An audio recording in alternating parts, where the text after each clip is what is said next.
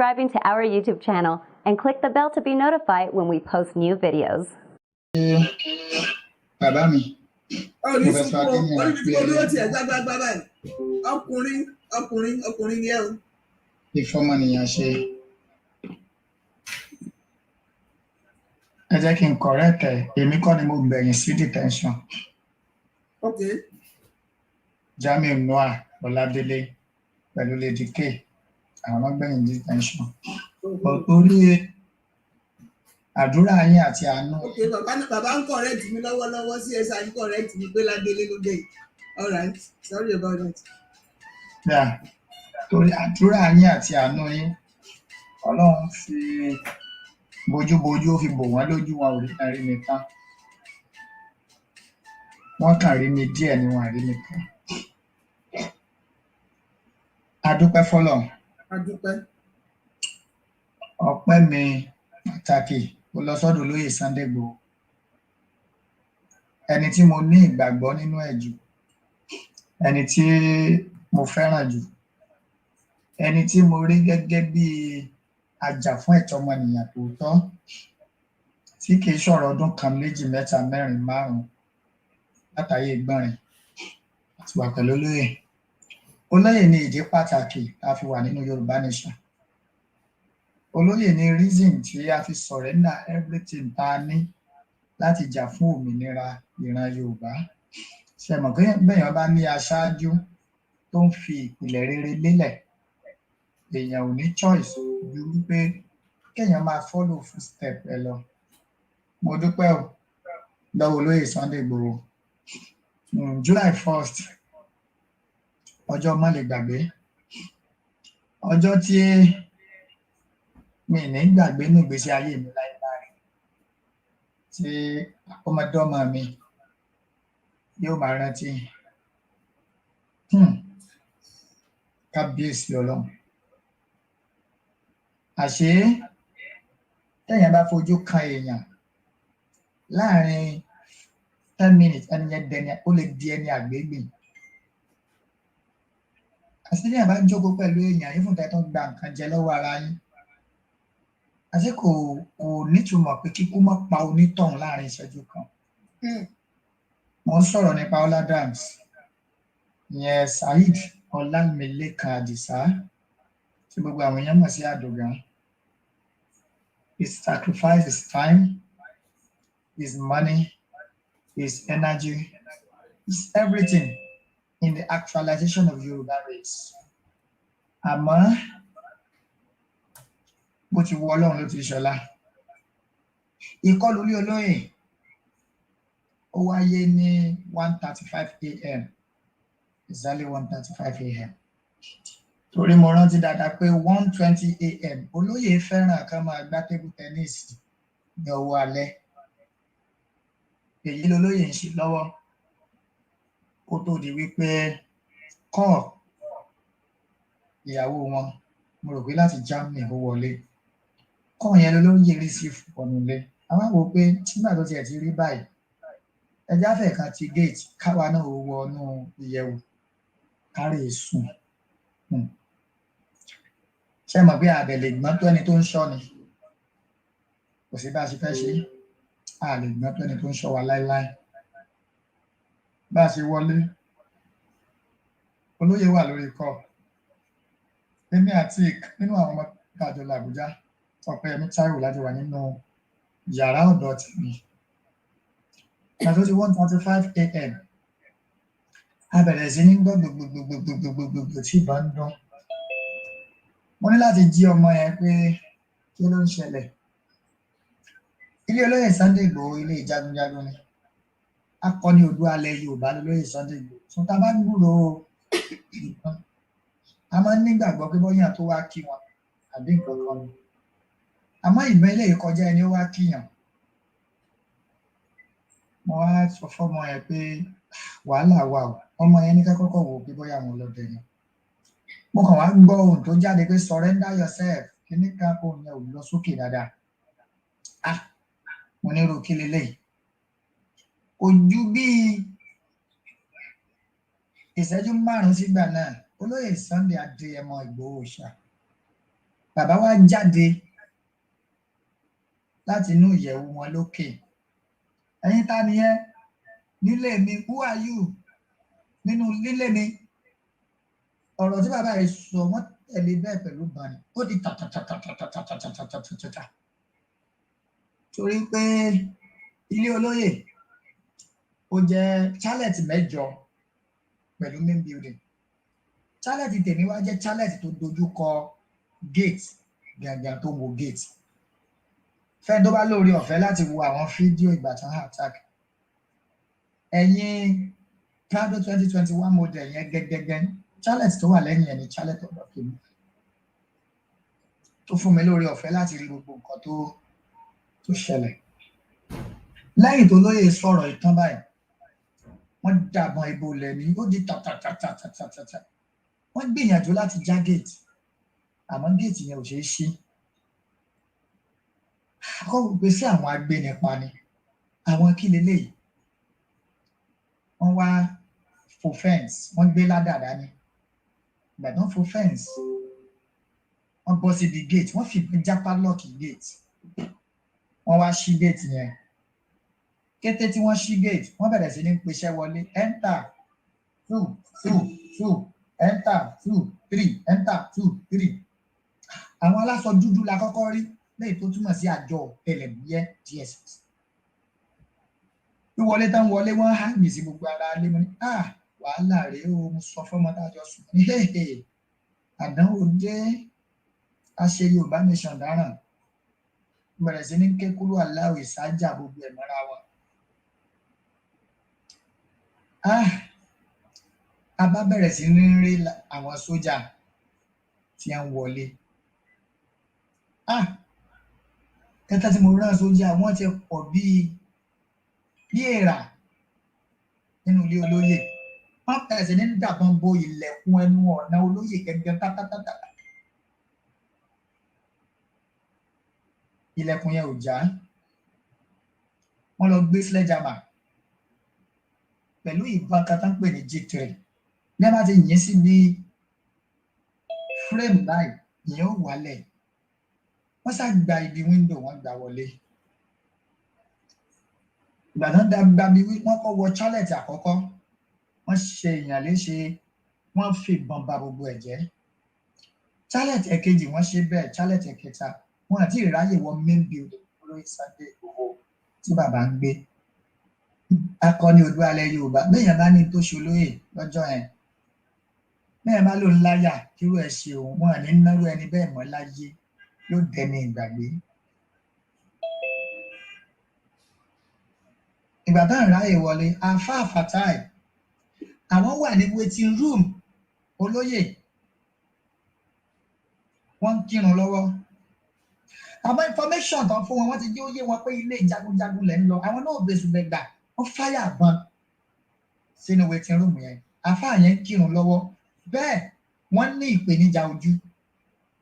Ìbọn ó tú fún àfáà yẹn bọ́lẹ̀.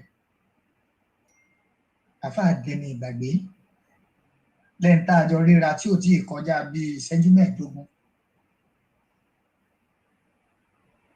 Àdògán chalet ẹ̀gbẹ́ mi ló wà.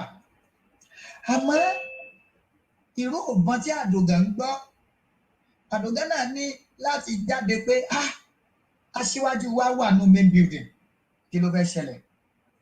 Ó kúrò ní chalet ẹ̀, ó dọ́gbọ́n wọnú main building láì mọ̀ wípé inú main building gẹ́gẹ́ ni kó ṣe pa. Olóyè Sunday Igboho akọni. Ìgbà tí bàbá padà sọ̀kalẹ̀ sáàrin wọn, ó di tàtàtàtàtàtà. Bí bàbá ṣe lọ, ó yọ́ lọ́n tó ní, ó yé Sunday Igboho fún ara ẹ̀. Lẹ́yìn yẹn náà bẹ̀rẹ̀ àmọ̀jẹ ìyá o. Second in command, Alhaji Raji Kazeem Àṣekúnlówó tí gbogbo yẹn mọ̀ sí Emir. Wọ́n gbìyànjú ajé, àwọn náà try. Lady K, ojú oorun ìṣẹ̀lẹ̀ yìí bá, àmọ́ kété tó jí, ó lọ láì ní around after 2. Ìní gbogbo ẹ̀yàn ọmọ Yorùbá fi jí. Ó gba àwọn sójà tó wá pátá. Èdè Yorùbá náà ń sọ lẹ́nu o. kò séǹdí ọ̀gbọ́n Yorùbá nù wọn pé ẹ̀yin náà fẹ́ pín Nàìjíríà ẹ gbà ẹ ṣe gbà kan bẹ̀rẹ̀ sí ní sọ gbogbo ẹ̀ wọ́n kó gbogbo wa wọ́n handcuff wa àtobìnrin àtọkùnrin àwọn obìnrin kan wà tó jẹ́ wípé wọ́n fi iná ẹ̀lẹ́tíríkì àwọn eléèbó ń pè ní ṣọ́kà wọ́n fi ń gbé wọn wọ́n domi sí wọn lára wọ́n fi ṣọ́kà yẹn wọ́n fi ń gbé wọn àwọn ọkùnrin wọ́n bẹ̀rẹ̀ sí ní ká dúkúdù wọ́n wá ń fi búùtù tẹ̀ wá lórí mọ́lẹ̀ àmọ́ torí life ti lè di kéè lọ gbogbo wọn ti ń wò wọn lè carry out mission wọn gẹ́gẹ́ bá ṣe plan ẹ̀ ìpinnu àwọn DSS yẹn wá sọ pé if plan A doesn't work let's make use of plan B kí ni plan B wọ́n gbé petrol 25 litres wọ́n gbé wọnú ilé with èròǹgbà pé kí wọ́n dá iná sun ilé olóyè àti gbogbo àwọn tí ń bẹ nílé ìkànnì wọn náà tó ń dáhùn ẹ mọ̀jẹ̀ á ṣe bẹ́ẹ̀ ìgbà tó di pé wọn ò rí olóyè mọ́ wọ́n gbé babaláwo wá babaláwo mẹ́ta babaláwo yẹn wọ́n pè wọ́n wọlé torí obìnrin tó líìdì wọn obìnrin tó fún wọn ní information lẹ́gẹ́lẹ́gẹ́ ni mo sanra jùlọ àbó lo mass bẹ́ẹ̀ ó gbé ipad dání ó ní sọ fún wọn pé olóyè Sunday Igboho wà nílé they should get him dead or alive. ìgbà tí babaláwo yẹn wọlé àmẹ́ta wọ́n bẹ̀rẹ̀ sí ní pọ̀fọ̀ inú ilé olóyè fẹ́ràn nǹkan ọ̀sìn ajá wà ń bẹ mùsù wà ń bẹ mùsù ilé olóyè pọ̀ nígbà pọ̀fọ̀ tí ọmọ ibi tí ó pọ̀fọ̀ sí mọ́ wọ́n lólóyè ti di mùsù wọ́n pa ológbò kínní wọ́n wèrè babaláwo wọ́n pa ológbò kejì wọ́n pa kẹta ìgbà tá pa dórí mẹ́rin wọ́n gbé karùn-ún sẹ́yìn mọ́tò inú ibi tí àdògán sápamọ́ sí àdògán dúdú Jamiu Noah Ọládélé náà jọ wà ní kan náà wọ́n rọ̀jò bọ́n sínú yàrá yẹn àmọ́ ẹni tí ikú ọ̀bá ní pa ikú ò ní pa láéláé ìbọn mú àdògán straight àdògán gbìyànjú ó struggle ó jáde kúrò ní main building láti bọ́ síta tó ló ní ọlọ́pàá tó ń ṣọ́ òun náà gẹ́gẹ́ bí very important personnel òun ló ní Oladams Motors nílùú Òṣogbo ìgbà tó déwájú ilé níbi entrance gangan ó ṣubú lulẹ̀ ó ń pe ọlọ́pàá ẹ̀ bọ́ ọlọ́pàá ti ń pè àwọn sójà ti tẹ orí ọlọ́pàá mọ́lẹ̀ wọ́n ti gbé ẹsẹ̀ lé wọ́n jẹ́ kí ọlọ́pàá ó dáhùn títí tí ẹ̀mí àdògán fi bọ́ kété tẹ̀mí àdògán bọ́ wọ́n ti handcuff gbogbo àwa yòókù wọ́n kó wa àwa 22 ni wọ́n kó olóyè sínú omabus táwọn èèyàn mọ̀ sí Toyota Yansi ni wọ́n kó sínú omabus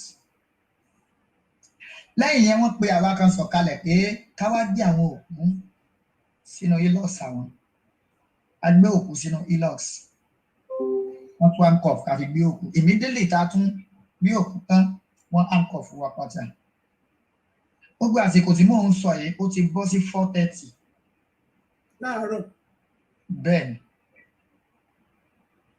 wọ́n ṣe kó wa nù to my greatest surprise ṣe mọ̀ pé inú ilé la wà tẹ́lẹ̀ àmọ́ nǹkan tó ń lọ ìgbà tá a dé ta àwọn ọmọ ológun tá a bá they are more than 200. nítorí ilé ẹnìkan ṣoṣo láì jáde. with full wọ́n wọ full military gadgets wọ́n wọ helmet wọ́n wọ everything a bá mọ́tò àwọn mọ́tò oníkókó lórí tí wọ́n fi máa ń ja ogun wọ́n gbé ambulance wá armored vehicle wà ńbẹ̀ wọ́n fẹ́ blow ilé olóyè dànù àmọ́ Ọlọ́run ó tọ́ àwọn kan nù wọn torí èròǹgbà wọn ni wípé kí olóyè pa ìkan nínú wọn kí a lè declare war lórí ilé ẹ̀ àmọ́ ọba tó jẹ́ pé òun ló rán olóyè iṣẹ́ ó gbọ́n olóyè ò pa kankan so bá a ṣe bẹ̀rẹ̀ ìrìn àjò náà gbogbo títí pátápátá tó dà chọ́ọ̀chì tó wà lẹ́gbẹ̀ẹ́ ní olóyè wọ́n fọ́ gbogbo gíláàsì chọ́ọ̀chì pẹ̀lú ìgbàgbọ́ pé bóyá àwa ọmọ olóyè kan sá pamọ́ síbẹ̀ gbogbo àwọn ilé tó wà lẹ́gbẹ̀ẹ́ olóyè wọ́n fọ́ gbogbo bẹ̀ bóyá olóyè sá pamọ́ síbẹ̀ àmọ́ ẹ̀mí tí èèyàn kan ò fún èèyàn kan sẹ́dá tó lè gbà á yàtọ̀ sọ́lọ́ a bẹ̀rẹ̀ ìrìn àjò ní 5 o'clock adé Ìwó road àti Ìwó road làwọn army ló kálukú ti yà láti mọ̀ wípé ilẹ̀ Yorùbá náà ti kó àwọn army tó wá Ẹ̀bẹ̀ pẹ̀lú Òdògbó ní Ọ̀jọ́ Ìbàdàn náà ti kó àwọn ọmọ ológun tó wá bá a ṣe bẹ̀rẹ̀ ìrìn àjò nìyẹn ó dìlú Èkìtì gbàtà dé junction láti yà sí ọ́fíìsì àwọn àjọ ọ̀tẹlẹ̀múyẹ́ tá a mọ̀ sí DSS ní Èkìtì wọ́n dá mọ́tò dúró wọ́n bẹ̀rẹ̀ sí ní pariwo pé ta ní jẹ́ Lady K bẹ́ẹ̀ bá sì gbàgbé Lady K ló lọ live wọn ò dá Lady K mọ̀ lára àwọn obìnrin tá a jọ lọ tí wọ́n kó mọ́ wa wọ́n mú kan wọ́n lò ní jẹ́ Lady K torí yẹn lómi lára dáadáa àmọ́ àtòun àkọ́kọ́ rẹ̀ náà jọ mú wa pọ̀ ojú ọkọ ò sì gbà á ọkọ ní Lady K kọ́ ń wo tó náà ti fi Lady K gangan lẹ̀ tó kó máa lọ àmọ́ wọ́n wá mú obìnrin tì í ọkọ ẹ̀ ló wá ní ẹ lè mú nǹkan ẹ mọ́kọ ọ̀hún Lady K lẹ́ti fi ilẹ̀ yẹn wọn àkún gbà náà àmọ́ lẹ́yìn atótónu wọ́n padà gẹ́ẹ̀tì Lady K adé wọn ní káwọn yẹn máa lọ wọ́n tó fún wọn ní 20,000 naira kan fi wọ mọ́tò pé ká padà sí Ìbàdàn wọ́n wá kó àwa 13 nínú àwa 13 tán kó ọlọ́pàá kan wà bẹ́ẹ̀ àmàdé ọ́fíìsì wọn lẹ́kìtì bàtà dọ́fíìsì wọn lẹ́kìtì ilos wọn fi gbé òkú Àdògán àtàfà Fatai nígbà tó di after bíi 10 minutes wọ́n gbé ilos yẹn jáde torí ẹ gbé táyà lé òkú Àdògán àtàfà Fatai lórí wọ́n gbé mọ́tò yẹn jáde ìgbà tó di about 1 hour after ilos yẹn wọlé padà kò sókù nú ẹ̀ mọ́ lẹ́yìn tó fún wa ní ìgbàgbọ́ wípé wọ́n ti lọ rè drop wọn sí mọ́ṣúárì ìgbà tó di exactly 1:30 p.m. ní July 1st agbéra ó dìlú Àbújá adélú Àbújá ní exactly 7:38 p.m.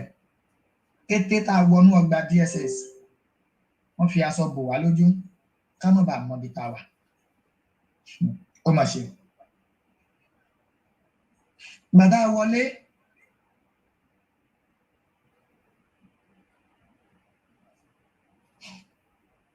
kété tá a wọlé You're not going to cry. You're going to round it up now. wọ́n já gbogbo wa sí òhù ọmọlúwàbí wọ́n ń yẹ̀ wá wò ẹ tó jẹ́ second in command olóyè ní alágbèrè amúkàzí wọ́n láwọn ò fi sledgehammer àwọn fi yọ eyín mọ́kà tó wà lẹ́nu ẹ̀ ní òhù ọmọlúwàbí èmi ò kulẹ̀ wọ aṣọ dé Àbújá tẹ́lẹ̀ later wọ́n fún mi ní aṣọ wọ́n bá ní ká dìde ìgbà tá a dìde lẹ́yìn bíi wákàtí kan wọ́n ní ká ṣọ́ra wa láṣọ mú wọ́n ti dì wá lójọ́ ìgbà tá a wọnú hall kan bí tí wọ́n ṣe pàréèdì wa ni kámẹ́rà tá a bá ń bẹ̀ ó lé ní 500 wọ́n ń parọ́ mọ́ wa a lè já wọn wọ́n kó ìbọn kalẹ̀ wọ́n kó gbogbo nǹkan kalẹ̀ a lè já wọn ta ni wá láti sọ̀rọ̀ wájú wọn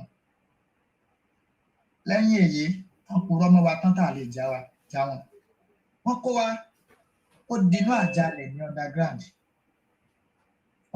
yìí burú débi pé tí gbogbo nǹkan bá ṣẹlẹ̀ nínú DSS headquarter ẹ̀ àwa ní ibẹ̀ ní ọkàn gbẹ̀yìn ìsàlẹ̀ pátápátá ò ní àwa ń bẹ̀ fún 2 days ká tó take statement lẹ́yìn tó ń gba statement wa tán wọ́n tún já wa lọ síbòmí láìsí oúnjẹ ìgbà tó di ọjọ́ kẹta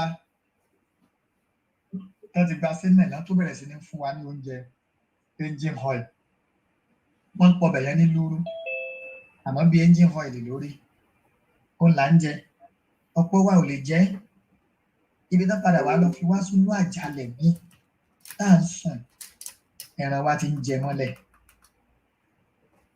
ẹ̀fọn jẹ stupid and bastard sí wa lára omi tápà sì fún wa tá à ń mu omi gọ́tà tó kọjá ní ẹ̀yìn DSS headquarter wọ́n wá pàṣẹ pipe síbẹ̀ iná wá ń fà sínú táǹkì wọ́n wá da chlorine sí tá a bá ti wá fi wẹ̀ yóò wá máa yún wa lára ní yíyún gidi àmíró oorun sùn. kí náà fi bẹ́tà Hitler ṣe ń ṣe fáwọn Júù nìyẹn. a ṣèyí ìyá jẹ́ ààrẹ èèyàn bá sọ̀rọ̀ àwọn tó ń kó wa mọ́ àwọn Fúlàní x-men náà kó wa mọ́ wọ́n wá miss wọ́n fi wá sọ ní ọ̀dàgbà náà ni o èèyàn kan èèyàn méjì èèyàn kan èèyàn méjì wọ́n miss wá sínú sẹ́ ààrẹ oorun sùn gbà tó di July 19 ìjọ náà ni ọjọ́ ìbànújẹ́ wa láyé nígbà tá a gbọ́ pé wọ́n ti mú olóyè Sunday Igboho ṣé ẹ mọ̀ pé tí ọwọ́ bá tẹ olórí ogun kò sí táwọn ọmọ ẹ̀yìn fẹ́ ṣe a sì ní ayọ̀ ọkàn tẹ́lẹ̀ wípé lọ́jọ́ kan á jáde nígbà náà tí ti rí olóyè mú sẹ́rí kété tán mú olóyè á sọ̀rọ̀ ìtínú wípé dájúdájú ibi là á kù sí. Ìgbà tó di July 30 a gbọ́ pé lọ́ọ̀yà wa Barrister Pẹ̀lúmi Ọlájẹ́ngbèsì kí n má sọ̀rọ̀ jù lẹ́yìn tán fún wa ní bẹ́ẹ̀lì tán a lo extra 1 month ní kóòtù wọn láwọn ò ní fa àwọn kan lẹ̀ àwọn fa àwọn kan lẹ̀ lẹ́yìn tá a jáde tán ìyá tó bí èmi lọ́mọ ó ti develop high blood pressure ìgbà tí n fi dé ọmọ Yorùbá kọ̀ọ̀kan ti dá owó fún ìyàwó mi my wife was able to keep for me about 400,000 ìgbà tí mo dé àwọn tó fún mi ní tọ́rọ́ kọ́bọ̀ náà lọ bí 200 gbogbo ẹ̀ orí ìyá tó bí mi lọ́mọ ni mo ná sí. My mother later died at UCH University College Hospital Ìbàdàn. Alhaji Raji Kazeem Àṣekúnlówó tó jẹ́ second in command olóyè kan tó dé ìyàwó wọn ti kó kúrò dé business ti bàjẹ́ èmi náà bá a ṣe ń fi ìtànsán òòrùn tá a mọ̀ sí solar bá a ṣe fi ń mú iná tá a ṣe fi tan iná wọlé níṣẹ́ tí mò ń ṣe gbàtà ti bẹ̀rẹ̀ Yorùbá Nation kò sórí ọ̀fẹ́ ẹ̀ mọ́ ẹni tó fẹ́ ṣe wedding nù wa gbogbo nǹkan ti dàrú ọ̀pọ̀ nǹkan ti ṣẹlẹ̀ ọ̀pọ̀ mọ̀lẹ́bí ní wọ́n bẹ̀rẹ̀ sí ní wọ́n ń bá wa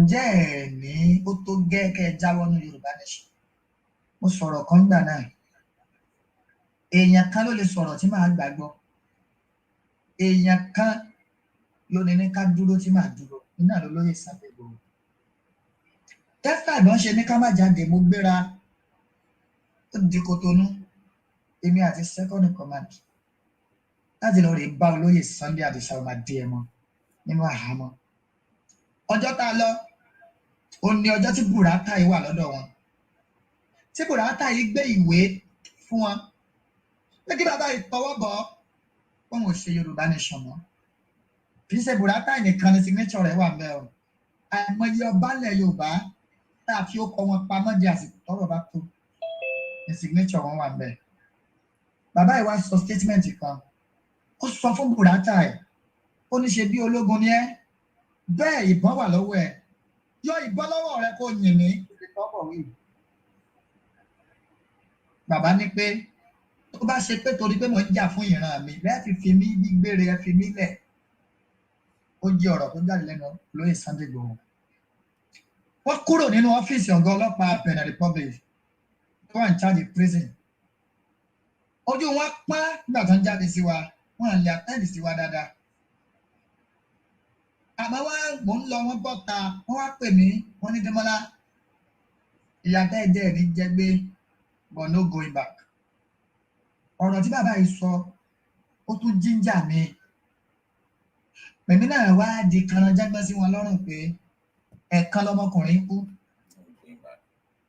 bí ó sì lè wá kú kankan kò lè róyè ilé bàbá. Ó bá ṣe wí pé lórí láti jẹ̀fẹ́tọ̀ yìí pé ká gba Yorùbá nation yìí náà ni owó yẹn dúró bẹ́ẹ̀ tí ò padà èmi náà ò ní padà. Èmi náà wá dúró láti ìgbà náà dì sí i. Àmọ́ ọpẹ́ pàtàkì lọ́wọ́ Lady K torí tí ó bá ṣe life lọ́jọ́ náà tá a bá ti dẹni àgbémì o tá a bá ti dẹni àwátì. Ẹ̀bẹ̀ kan tí màá bẹ gbogbo ìyá mi bàbá mi tó wà lórí ìkànnì ni pé Adogan ó sacrifice a lot of things. Adogan bí ọmọ mẹ́ta àbígbẹ̀yìn Adogan oṣù mẹ́ta ni ó tó di wípé ìṣẹ̀lẹ̀ láabi ìṣẹ̀lẹ̀ léyìí tó túmọ̀ sí pé kò mọ bàbá ẹ̀. Àbíkejì Adogan ó jẹ́ ọmọ ọdún 5, àkọ́bí Adogan jẹ́ ọdún 12. Ẹ jẹ́ kí wọ́n ní oore ọ̀fẹ́ láti rí ojú orí bàbá wọn. Gbogbo agbára tẹ́ bá lè sà láti jẹ́ kí òkú Adogan afáàfà táyé ṣètò ọmọ tó ráwọn ọmọ tí wọ́n jáde yunifásitì ọ̀pọ̀ sì tó wà yunifásitì kó tó di pé tó ṣẹlẹ̀ sílẹ̀. Adogan ò tí ì tọ́ ọmọdé secondary school bèlè tà sí yunifásitì. Ẹ jẹ́ kí a fún Adogan ní befitting burial. Lábẹ́ bẹ́ẹ̀ bá ti fẹ́ kó rí bẹ́ẹ̀ bá ti lè ṣe. Condition tíyàwó Adogan wà ó ń pa mí lẹ́kún púpọ̀. Ìyá tó bí Adogan láti ìgbà tó ti gbúrò kú Adogan kò jẹ́ bó ti yẹ kó wà mọ́. Ìyá ti ṣe bákanbákan. Mo rọ̀ yín, mo bẹ̀ yín, ẹ̀yin àgbààgbà. Adìẹ yìí kú ká dẹyin ẹ̀nù. Ẹ bá ń tọ́jú ọmọ àtìyàwó Adogan. Ẹ má jẹ́ kí á kábàámọ̀ wípé bàbá wọn kú lórí ọ̀rọ̀ Yorùbá nation. Arọ́wà kí la fẹ́ sọ fáwọn ọmọ Adogan? Ikú ọlá ló pa bàbá wọn nígbà tí bàbá wọn bá lójú orí. Mo bẹ̀ yín ni mi ì lè lọ jù bẹ́ẹ̀ lọ. Àwa tá a ti sacrifice ìyá àtàwọn tó sacrifice nǹkan mi. A dúpẹ́ wúrà ló bọ́ omi ẹ̀mí tí wá sí wà. A dúpẹ́ pẹ́lẹ́yẹ ò síwájú oníwájú náà sẹ́yìn. A dúpẹ́ o ẹ ṣe gan ẹ kú àdótì mi. My dear brother, ẹ bá mi unmute ẹjọ́, ẹ bá mi love, ẹ bá mi like omiyalé o. No going back. Omiyalé gbogbo ilé o. No going back.